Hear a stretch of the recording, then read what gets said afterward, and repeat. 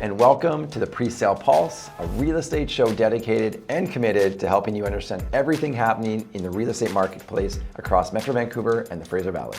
Now, I'm Ryan Lalonde, and as always, I'm joined by Emily Canada's very own marketing mystic, Susana Gonçalves. Nice alliteration. Now, we've just turned back the clocks for daylight savings, and with the days getting a little bit shorter, winter is right around the corner, we are still seeing plenty of daylight shining in on that fall marketplace. So Metro Vancouver is back, and after a short September break on surging, and as predicted, all product types now lighting up again.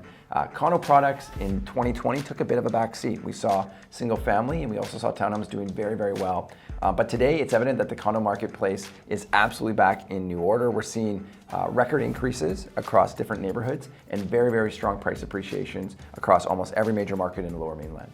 Now, if you're new to the channel, the Pre-sale Pulse is all about recapping both the pre-sale and the resale marketplace over the past 30 days. So we touch on industry trends and ensure our subscribers feel like they have their fingers on the pulse and are becoming real estate intelligent.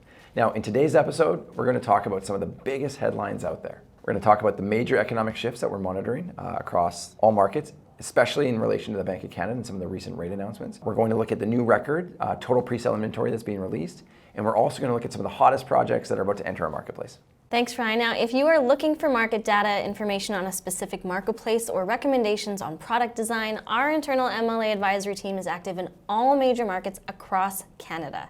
So reach out to us using the links below. So let's start by diving into the market. Now, there's a ton of insights here, so I'd recommend that you buckle up. Much of the focus is going to be around our Bank of Canada policies and what it means in our marketplace. The Labour Force Survey for October solidifies BC's position as a leading Canada's economic recovery.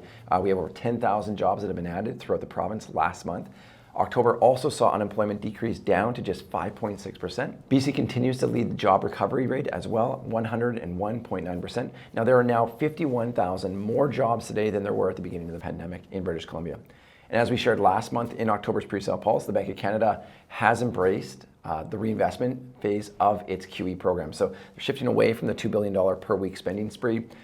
Continuing with Bank of Canada's also rate announcements, the prime and benchmark both sitting at 2.45% and 0.25% respectively. Now let's touch on inflation. That reached an 18-year high. It's sitting at 4.4%. These are incredibly high numbers relative to where we were just 3 years ago. Inflation is expected to continue to be elevated levels until the easing down of 2% in late 2022. Bank of Canada is also committed to keeping its policy interest rates at the lower bound until the inflation target is met. So the Bank of Canada has brought rate hike guidance to the middle quarters of 2022. Now, this is anticipated somewhere between April and September. And we're seeing a lot of fear-based articles in our news feeds.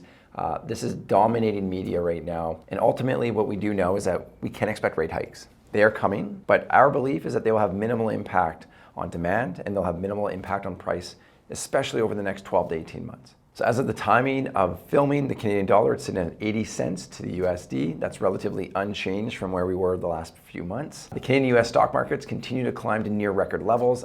Both markets are absolutely outperforming expectations. October trading ended with the TSX rising 4.8% and to push up to 20.7% so far this year. That's an incredible increase from where we were at the beginning of the year. So as we dive into the pre-sale data, last month we told you October was going to be a big month in terms of inventory release, and that is exactly what happened. 15 projects launched in October, bringing just over 2,500 units to market. This makes October the highest month in terms of launched pre-sale product this year, including back in the spring, and nearly double the monthly average we've seen so far in 2021. It was also our second highest number of sales this year for same month absorption. So that means our same month launch absorption rate holds pretty steady at 40%, which is really strong given the amount of inventory that's been released. Demand continues to be spurred on in part by strong consumer confidence, low resale inventory, of course, and purchasers hoping to lock in a mortgage financing before these rate hikes. Now, Susana, we're currently managing about 30 active sales programs throughout the Lower Mainland. And what we can say is that traffic is up across almost all of them. And this isn't just launches, that also includes programs that have been in market for some time.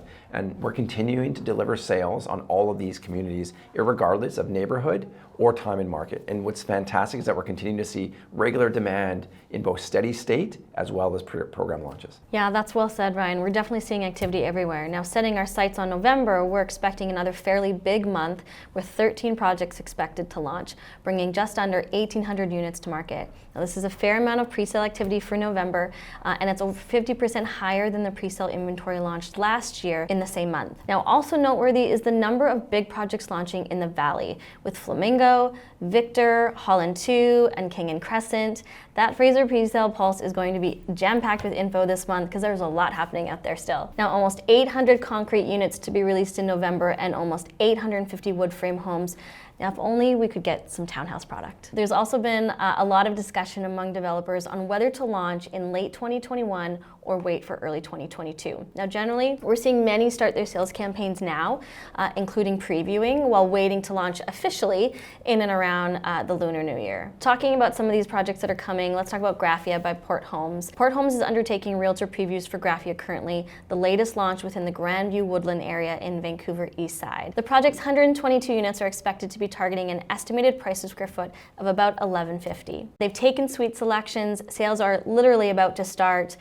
They're really promoting their proximity to Commercial Drive and the Commercial Broadway station. Now let's talk a little bit about Burke Mountain. You mentioned it earlier, and it's probably done more than any other neighborhood to alleviate the supply pressures that we have towards townhome product in Greater Vancouver, certainly more so than any other market or submarket. Now, we saw last month that after sales wrapped up at Baycrest on the rise, an incredible number of home buyers flooding into that marketplace, and there's just no supply of or inventory. So we have to talk about Riley Park by Mosaic Homes. They began sales this past few weeks, releasing 14 of 91 homes. They're phasing their product and intending to release units on a weekly or bi-weekly basis. Essentially, everything that is released is absorbed very, very quickly.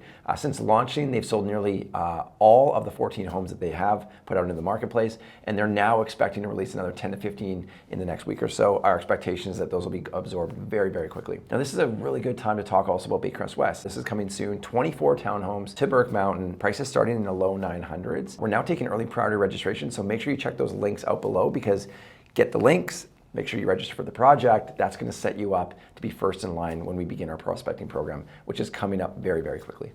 Yeah, and just interesting to note there that Riley Park, they don't even have their show home ready. They're essentially pre-selling townhomes, which almost never happens. You know, we've tried to do that in the past. It really requires the right market condition, but right now there's just way too much demand, literally no inventory. They're pre-selling townhomes on Burke Mountain there, and they're killing it. Yeah, those are the conditions. No houses to buy and lots of demand.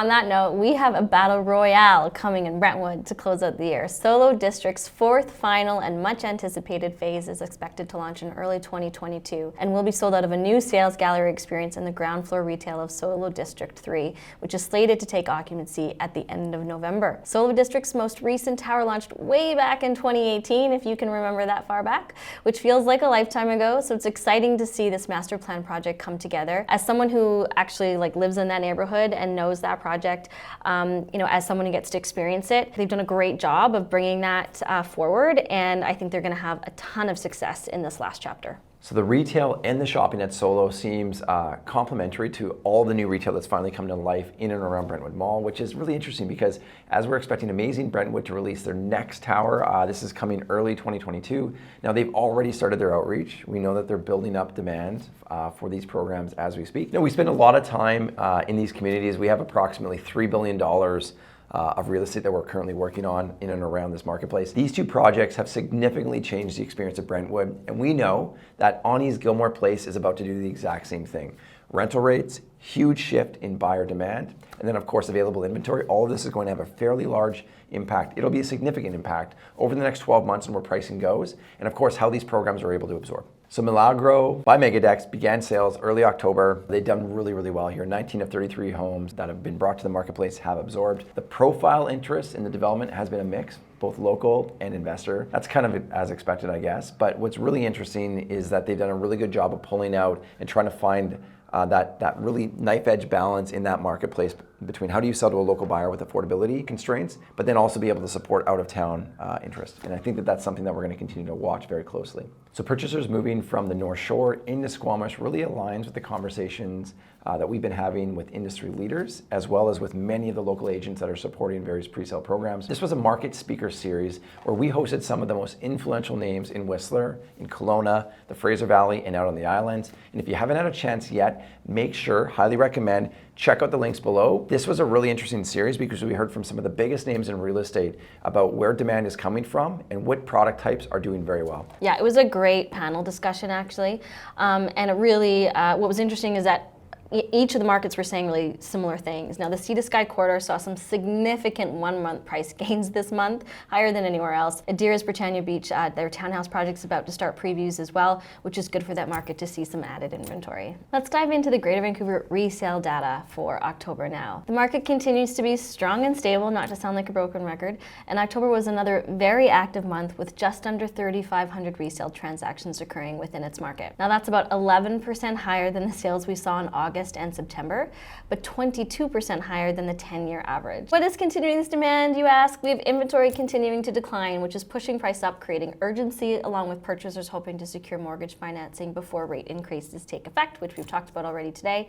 No signs of that slowing down this year either. The composite benchmark price was just shy of 1.2 million. That's a 14.7% increase from October of 2020 and a 1.1% increase from September. This marks the largest year-over-year gain we've seen in the last 3 years. Condo product in the Greater Vancouver playing a large part in these years.